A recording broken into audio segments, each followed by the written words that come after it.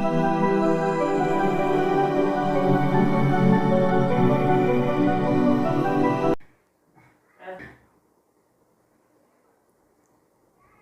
दोस्तों, कैसे हैं आप सब लोग। आशा करता हूँ सब आप अच्छे होंगे, ठीक है, और अपनी स्टडी को कंटिन्यू कर रहे होंगे। जैसे कि आप लोगों को मालूम कि हमारा चैप्टर चल रहा था, एनालॉजी टेस्ट चल रहा था, ठीक है ना, और इसी का ही हम इसी को आगे कंटिन्यू करेंगे। और आपको मैं इसके कुछ आज नए टाइप बताऊँगा क्वेश्चन के। पिछली वीडियो में मैंने आपको कुछ टाइप्स बताए थे, ठीक है, आपने आशा करता हूँ कि पढ़ाई की होगी, रिवीजन भी किया होगा उसका। आज जो हम अपना स्टार्ट करने वाले हैं, कुछ नए तरीके के क्वेश्चन से स्टार्ट करेंगे कि और किस टाइप से क्वेश्चन पूछे जाते हैं, ठीक है। इस टाइप के क्वेश्चन है ज़्यादातर सेंट्रल गवर्नमेंट के एग्जाम जैसे एसएससी और बैंकिंग वगैरह में ज़्यादा पूछा जाता है, ठीक है। कि जैसे आपको कोई भी 3 या 4 नाम एक साथ दे दिए जाते हैं, लगभग 3 नाम दिए जाते हैं, ठीक, और वो सब एक ही सीरीज से लिंक होते हैं या उनमें सबके बीच में एक ही संबंध होता है, और नीचे 4 ऑप्शन देते हैं। 4 बैंक के एग्जाम अगर आप देते हैं तो उसमें 5 ऑप्शन होते हैं, ठीक है। आपको ये चूज करना होता है कि आखिर उन सब के बीच में कौन सा रिलेशन है, ठीक है। जैसे कि आपको मैं एक छोटा सा एग्जांपल देके यहाँ पर समझा देता हूँ, ठीक है। जैसे आपका जो क्वेश्चन मैं ले रहा हूँ, ठीक है, नाइट रूक और विशाल क्वेश्चन है आपका।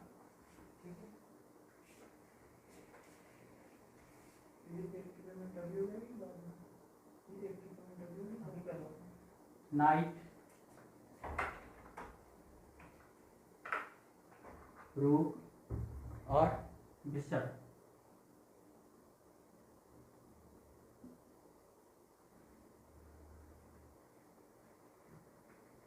ठीक है।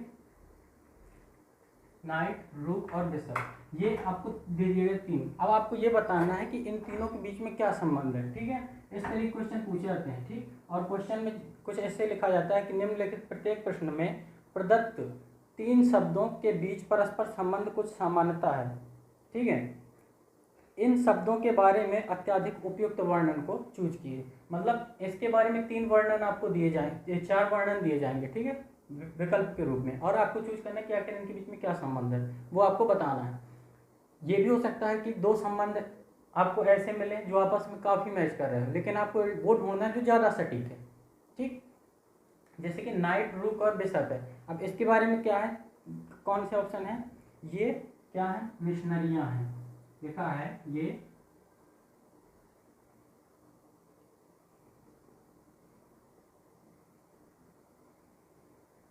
ये मिशनरियां हैं।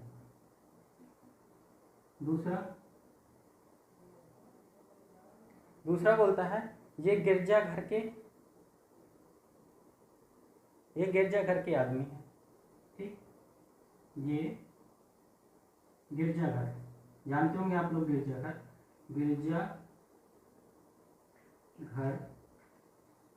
के आदमी हैं। थर्ड है ये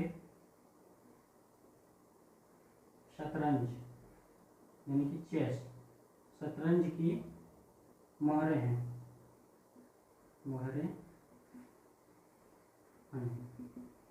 एंड फोर्थ ऑप्शन क्या है, फोर्थ ऑप्शन है आपका नन ऑफ दीज,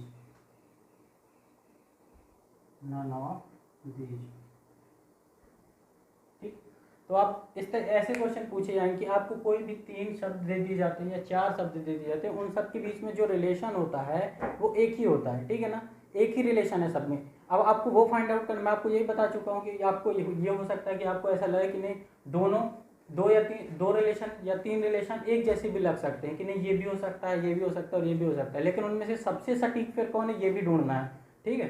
तो नाइट रूक और बिशप कौन है, मिशनरियां हैं, गिरजाघर के आदमी के जो लोग हैं उन्हें हम ऐसे नामों से या उपाधियों से जानते हैं, नाइट रूक और बिशप। या फिर शतरंज की कुछ मोहरों के नाम होते हैं, तो बिल्कुल ये शतरंज की मोहरों के ही नाम है। यदि आपने चेस खेला होगा, शतरंज मीन्स इंग्लिश में चेस बोलते हैं, ठीक है ना, यदि आपने चेस खेला होगा तो आपको मालूम होगा, ठीक। जो नाइट होता है, नाइट बोलते हैं शतरंज में घोड़े को, ठीक है ना, जिसे हम घोड़ा बोलते हैं, घोड़े को क्या बोलते हैं, नाइट बोलते हैं।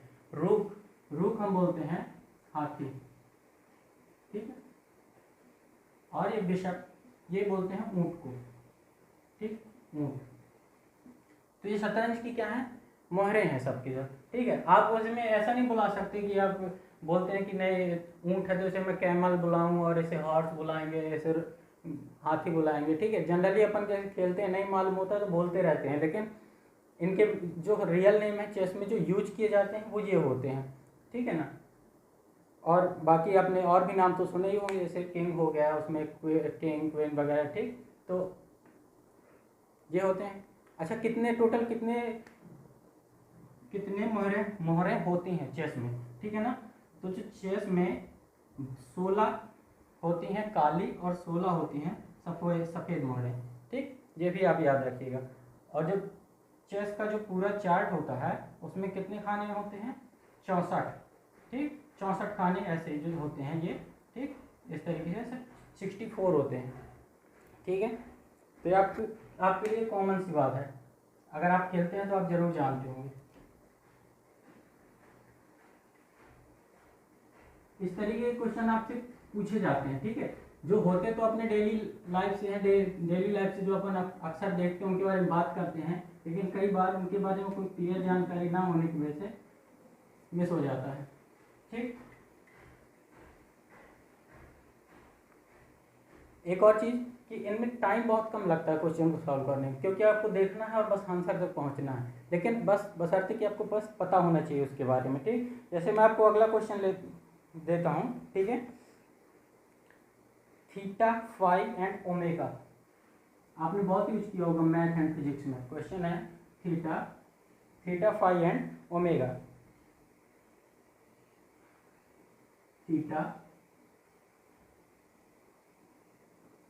फाई एंड ओमेगा, ठीक है। थीटा फाई और ओमेगा, थीटा आपने यूज किया होगा, थीटा का सिंबल कुछ ऐसे होता है, थीटा, ठीक है। फाई का सिंबल ये हो गया और ओमेगा ऐसे कुछ होता है, ठीक। तो ये क्या है, ठीक है। ऑप्शन है आपके लैटिन वर्णमाला है ये,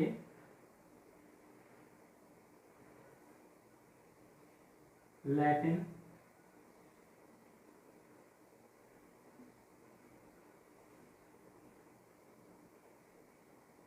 वर्णमाला है। दूसरा ग्रीक, ये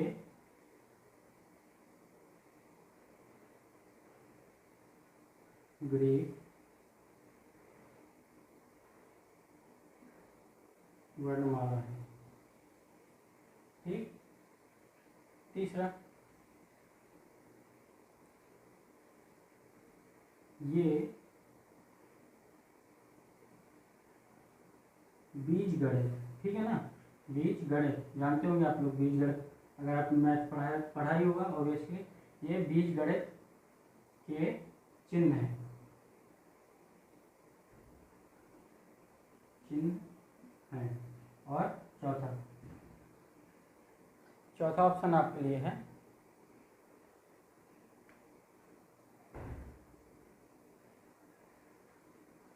नन, मतलब इनमें से कोई नहीं, नन ऑफ दिस, ठीक है ना। तो आपको चूज करना है कि बताइए क्या है। तो आप हो सकता है आप एक ऑप्शन को यहाँ से कट कर दें कि ये बीजगणित के चिन्ह है, ठीक है। आप समझ जाएंगे कि ये किसी न किसी भाषा में से लिए गए हैं, या तो लैटिन या फिर ग्रीक भाषा से लिए गए हैं। अब आपको ये पता होना चाहिए कि ये लैटिन भाषा से लिए गए या ग्रीक भाषा से लिए गए हैं। ये पता कब चलेगा, जब आप इनकी प्रैक्टिस, इस तरह के क्वेश्चन आप सॉल्व करते हैं और बार बार प्रैक्टिस में लाते हैं, तो आपको ये याद बने रहते हैं कि आखिर ये ग्रीक के हैं लैटिन के। एक्चुअल में ये ग्रीक भाषा के शब्द हैं, ठीक है ना।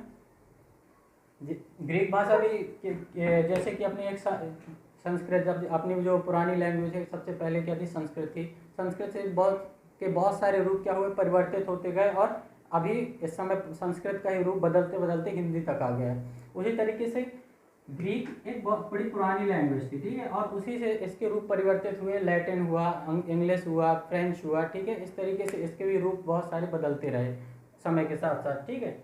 तो ये ग्रीक भाषा के शब्द हैं। आपका सेकंड आंसर सही हो जाएगा। ओके,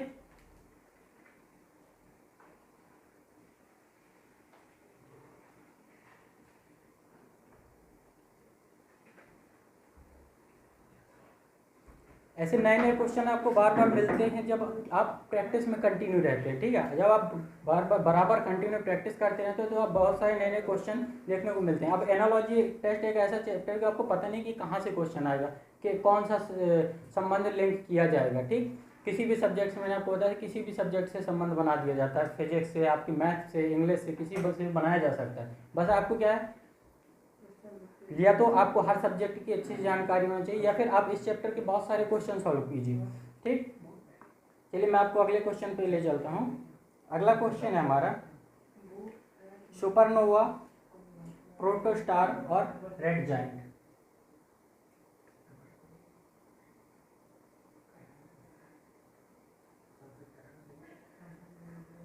सुपरनोवा,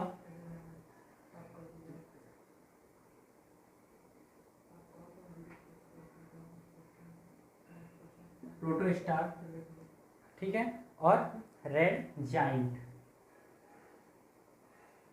रेड जाइंट,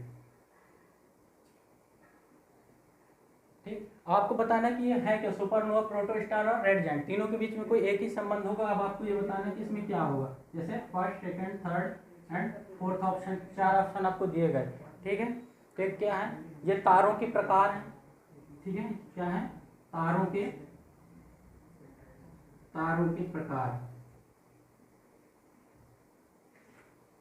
तारों का मतलब, यहाँ तारों का मतलब स्टार से है, ना कि वायर से। तार वो वाला मत समझिएगा, लंबा वाला बिजली का जो तार होता है वो वायर नहीं। स्टार का मतलब तारों के प्रकार, स्टार, ठीक है ना, जो आकाश में दिखाई देते हैं। उसके बाद ये आकाश गंगा के सदस्य हैं। ठीक, आकाश गंगा के सदस्य हैं। उसके बाद ये तारों के जीवन के पड़ाव हैं।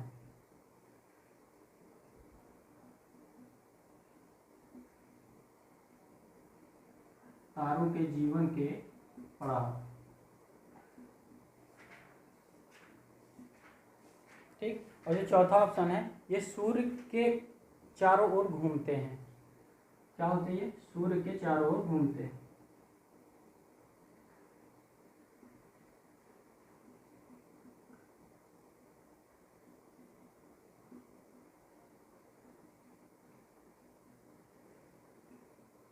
ठीक, अच्छा ये बताइए सूर्य के चार, अब मैं आपको ये बताया था कि हो सकता है कि आपको दो या तीन आंसर आपको सही लगे, आपको ऐसा लगे कि नहीं ये भी हो सकता है और ये भी हो सकता है, लेकिन सबसे सटीक संबंध कौन सा है ये बताना। जैसे मैंने बताया कि ये तारों के प्रकार है, तो बिल्कुल ये तारों के प्रकार नहीं है। ठीक है ना, ये ऐसा नहीं कि अलग अलग तारों के नाम है। तारों के प्रकार तो तब कहलाते हैं जब ये अलग अलग प्रकार के तारे होते हैं। ठीक है, ये तारों के प्रकार नहीं है, इसलिए ये तो आपका आंसर हो ही नहीं सकता।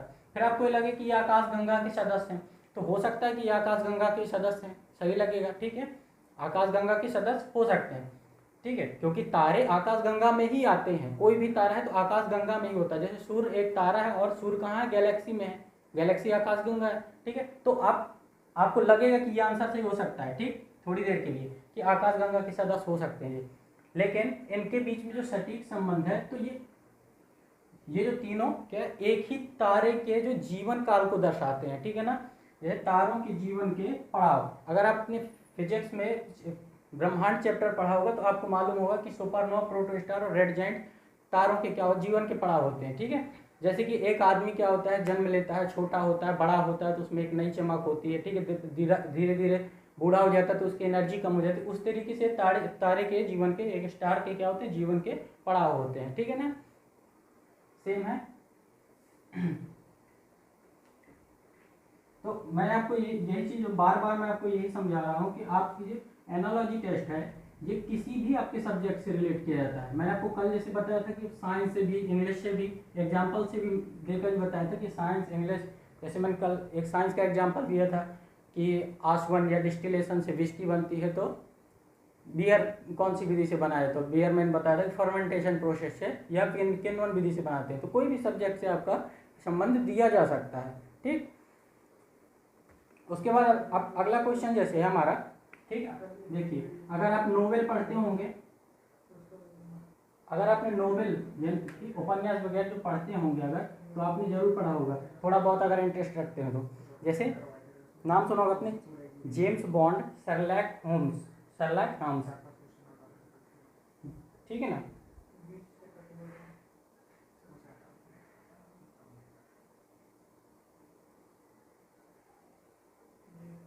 जेम्स बॉन्ड, ठीक है, शर्लॉक,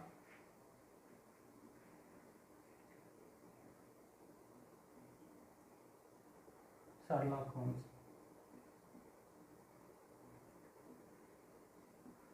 ठीक, जेम्स बॉन्ड, शर्लॉक होम्स। और तीसरा है आपका हरक्यूलस पॉयरट। चलिए मैं इधर लिख देता हूँ,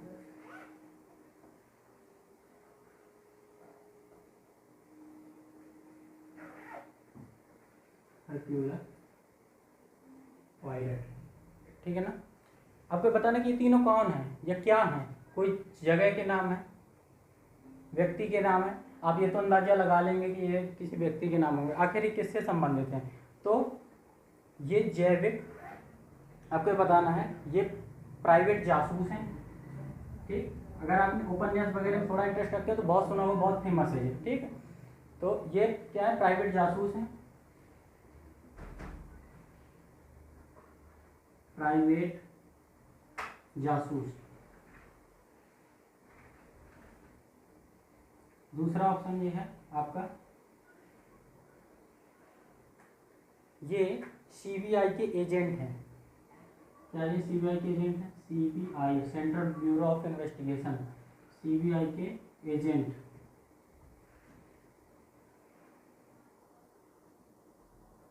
सीबीआई के एजेंट हैं। थर्ड ऑप्शन है आपका, ये जासूसी कथा साहित्य के पात्र हैं। किसके, जासूसी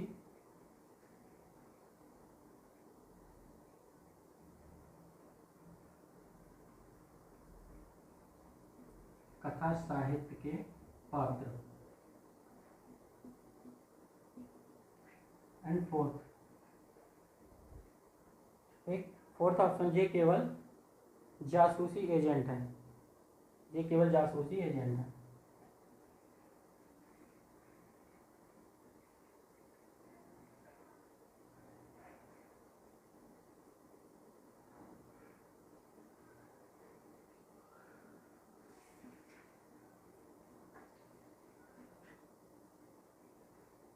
ठीक, तो अगर आपने उपन्यास पढ़ते हैं, नोवेल में थोड़ा बहुत इंटरेस्ट रखते हैं, तो इनके बारे में जरूर सुना होगा, जेम्स बॉन्ड, शर्लॉक होम्स और हरक्यूलस पॉयरट। इन तीनों क्या हैं, ये तीनों जो हैं जासूसी कथा साहित्य के पात्र हैं, ठीक है। अब आप अगर यहाँ पे जा सकते हैं कि ये प्राइवेट जासूस हैं, ठीक है, पहला ऑप्शन इसीलिए रखा गया कि आप सीधे जाएं कि ये प्राइवेट जासूस हैं। बिल्कुल ये प्राइवेट जासूस हैं, ठीक है, ये प्राइवेट जासूस हैं, लेकिन रियल में नहीं है, ये कथा साहित्य के पात्र है, ठीक है। किसी जो नोवेल है, नोवेल में इनका ये जो पात्र है, जो रोल प्ले कर रहे हैं, वो जासूस का रोल प्ले करते हैं, ठीक।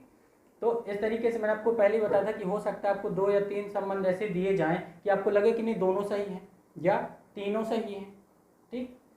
लेकिन मैं उसमें जो सबसे सटीक आंसर है वहां तक आपको पहुंचना है, ठीक। इतना ही डिफरेंस था पहले और तीसरे वाले में। आप पहले में भी जा सकते थे कि प्राइवेट जासूस है, बिल्कुल प्राइवेट जासूस ही रहते हैं कहानी में, ठीक है। तो ऐसे क्वेश्चन की आप जब बहुत सारे इस टाइप के क्वेश्चन लगाते हैं तो आपको एक एक्सपीरियंस होता है कि आखिर क्वेश्चन किस टाइप से आता है और कैसे क्वेश्चन के आंसर तक पहुंचना है, ठीक है। और हर सब्जेक्ट से आता है, तो क्या हर सब्जेक्ट की या तो बहुत अच्छी जानकारी होना चाहिए या फिर आपको ये चैप्टर के बहुत सारे क्वेश्चन सॉल्व करना चाहिए, ठीक है। जैसे मैं अगला क्वेश्चन आपको बताता हूँ, ठीक है। बरौनी, डिगबोई और अंकलेश्वर। क्वेश्चन है बरौनी,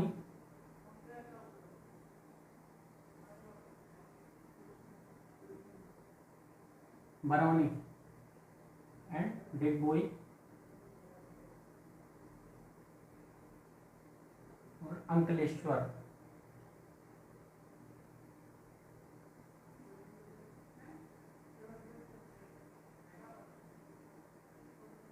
ठीक है। बरौनी, डिगबोई और अंकलेश्वर। मैं ऑप्शन नहीं दूंगा इसमें, आपको खुद बताना है, ठीक है। अगर आप कंपटीशन एग्जाम की तैयारी करते हैं तो आपने पढ़ा होगा इन जगहों के बारे में, जगहों के नाम है, और कहीं बाहर से नहीं, ये इंडिया की ये तीनों, ठीक है, ये तीनों इंडिया से हैं। आपने अगर एग्जाम कंपटीशन एग्जाम की तैयारी करें तो इतना मालूम होना चाहिए आखिर क्या है ये चीज़ें। वैसे तो जगहों के नाम है, लेकिन अगर ऑप्शन से अगर जाएंगे तो ऑप्शन एक, ऑप्शन देखिए क्या है, ऑप्शन ये है कि ये कोई तेल क्षेत्र से संबंध रखते हैं, ठीक है ना, किसी तेल क्षेत्र से संबंध रखते हैं, इन जगहों से तेल निकाला जाता है, ठीक है। जैसे कि आपका बरौनी, और बरौनी आपका कहाँ है, बिहार में है, ठीक है ना, बरौनी बिहार है। डिगबोई आपका असम में पड़ता है, ठीक है, ये तेल उत्पादक क्षेत्र है। और ये अंकलेश्वर, ये आपका गुजरात का क्षेत्र है, ठीक है ना, गुजरात, गुजरात के का जो बड़ा डिस्ट्रिक्ट का नाम सुना होगा वहीं का है ये, ठीक है। और इसमें जो सबसे पहले जो डिगबोई है तो बहुत ही फेमस है, क्योंकि सबसे पहले जो तेल उत्पादक क्षेत्र जो बना था वो यही था, डिगबोई, ठीक है, या इसी को दूसरा डिब्रूगढ़ भी बोलते हैं, ठीक है। तो मैंने आपको बस इसलिए यहाँ पर एग्जाम्पल नहीं, ऑप्शन नहीं दिए यहाँ पर, कि आपको इतनी जानकारी होनी चाहिए। और हो सके तो आप वीडियो को रोक के थोड़ा दिमाग लगे, थोड़ी देर सोचिए कि आखिर क्या हो सकता है, ठीक है। अगर मैं ऑप्शन नहीं दे रहा हूँ इसका मतलब ये बहुत ईजी है, ठीक। चलिए एक और ऑप्शन, एक और क्वेश्चन देता हूँ। क्वेश्चन है मजलिस, ठीक, मजलिस डाइट, मजलिस डाइट और निषेध,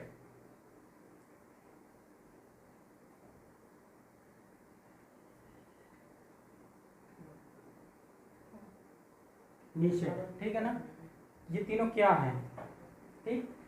अगर आप जीएस पढ़ते हैं तो आपको इनके बारे में पता होगा, कॉन्स्टिट्यूशन अगर आपने पढ़ा हो तो इनके बारे में पता हो, मजलिस। अच्छा, ये बार बार इंग्लिश लेटर ही क्यों लिखे आते हैं, हिंदी में तो मजलिस लिखा जा सकता था, आपको कंफ्यूज करने के लिए, कि आप जैसे यहाँ पर स्पेलिंग अगर आपने निषेध याद भी किया हो तो हिंदी में याद किया होगा ऐसे, निषेध, ठीक है। अगर आपको याद भी हो तो निषेध ऐसे याद होगा, कंफ्यूज करने के लिए आप ऐसी स्पेलिंग देखिए और उसे क्या कर दे, स्किप कर दे क्वेश्चन, क्योंकि समझ में नहीं आ रहा लिखा क्या है, ठीक है। क्योंकि कई बार जो साइलेंट लेटर्स होते हैं उन्हें पढ़ने में अपन संकोच कर जाते हैं कि अरे नहीं थोड़ा अजीब सा है, कुछ और हो सकता है, ठीक है। इसके ऑप्शन मैं आपको दूंगा, ठीक, first, second, third and fourth.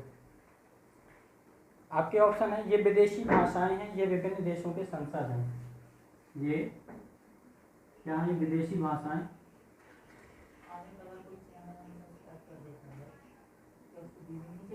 ये विदेशी भाषाएं हैं, ठीक है, या फिर ये विदेशी क्या है, संसद है,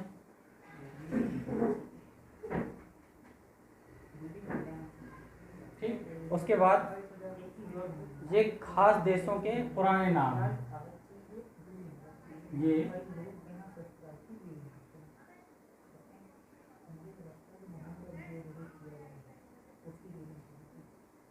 ये खास देशों के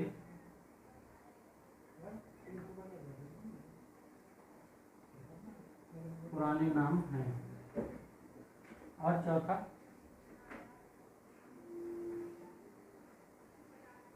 है आपका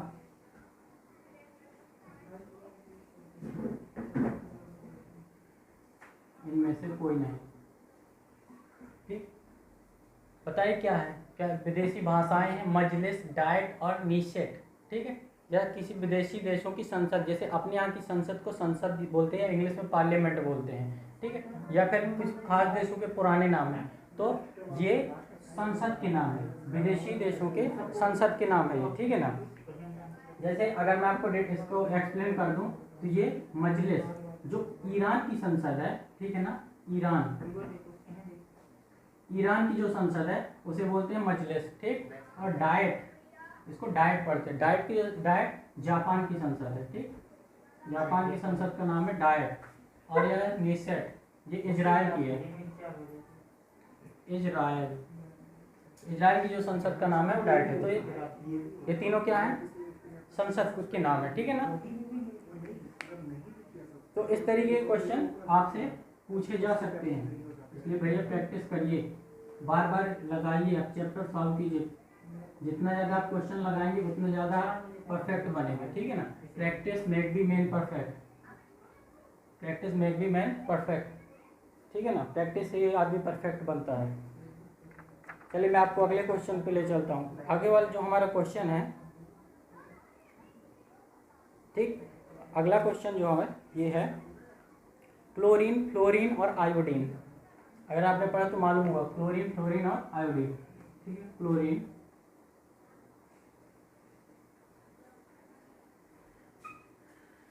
फ्लोरीन, फ्लोरीन,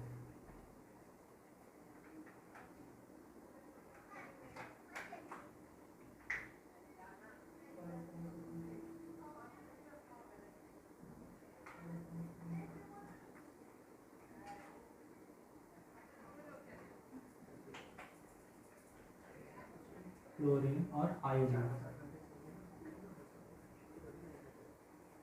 ठीक। क्लोरीन, फ्लोरीन और आयोडीन, साइंस में आपने केमिस्ट्री में जरूर पढ़ा होगा कि क्लोरीन, फ्लोरीन और आयोडीन आखिर क्या होते हैं, ठीक है।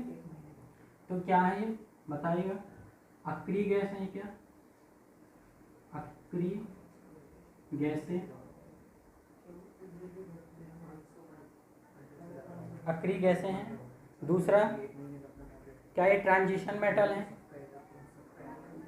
ट्रांजिशन मेटल, ठीक है ना। ट्रांजिशन मेटल है, ट्रांजिशन अवयव या ट्रांजिशन तत्व, ठीक है। और थर्ड, हैलोजन तत्व,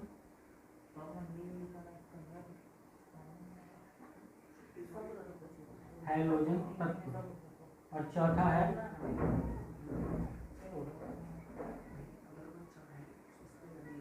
इनमें से कोई नहीं, ठीक। देखिए बताइए, आपने पढ़ा होगा, बिल्कुल पढ़ा होगा, 8th 9th 10th, और मैं तो कहता हूँ आपने कम नहीं, छोटी क्लास में नहीं पढ़ा तो 8th 9th और 10th क्लास में तो जरूर पढ़ा होगा। अगर आप 11th और 12th अगर आपने मैथ से नहीं की है, साइंस के स्टूडेंट नहीं रहे हैं, तो भी 10th क्लास में 9th क्लास में जरूर पढ़ा होगा क्लोरीन, फ्लोरीन और आयोडीन, ठीक है। अक्रिय गैसें जो होती हैं वो कहलाती हैं 18वें ग्रुप, 18वें ग्रुप की जो गैस होते हैं अक्रिय गैस बोलते हैं, ठीक है ना। अक्रिय गैस या नोबल गैस, ठीक है। ट्रांजिशन तत्व जो होते हैं वो डी ग्रुप के आपके जो एलिमेंट होते हैं ट्रांजिशन एलिमेंट कहलाते हैं, ठीक है।